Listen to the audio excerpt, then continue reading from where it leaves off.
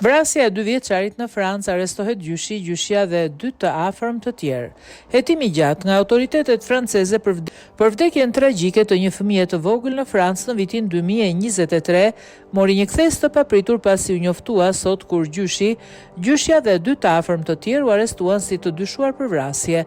Vdekja e Emile Soleil, i cili ishte vetëm 2 vjeç e gjysmë kur u zhduk nga një fshat në Alpet franceze në korrik 2023, mbeti një misteri pazgjidhur dhe pasi kafka dhe dhëmbët e tij u zbuluan nga një alpinist rreth 1,5 kilometër larg fshatit, 9 muaj pasi u shpall i zhdukur.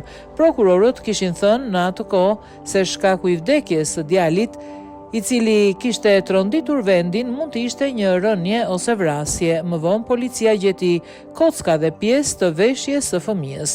Emil jetonte tek shtëpia e gjyshërve të tij në fshatin e vogël Lehot Vernet kur u zhduk. 2 fqinj dëshmuan se pak para se t'i humbisnin gjurmët e kishin parë duke ecur i vetëm në një rrugë të fshatit që ndodhej në lartësinë 1200 metra në Alpet franceze. Nëna dhe babai i tij mungonin atë ditë.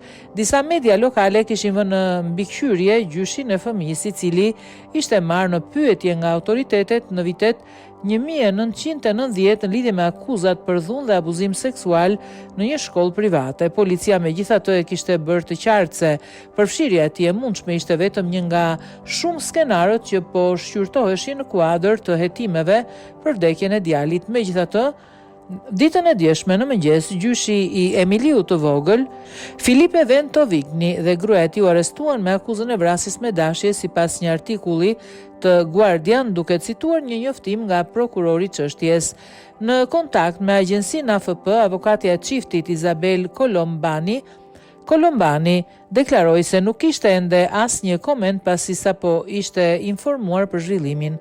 Identiteti i 2 të afërmve të tjerë të djalit që u arrestuan nuk është bërë i ditur për momentin. Siç raporton Guardian, spekulimet se një përparim ishte i pashmangshëm në këtë rast ishte rindezur në fillim të këtij muaji kur hetuesit u kthyen në fshat.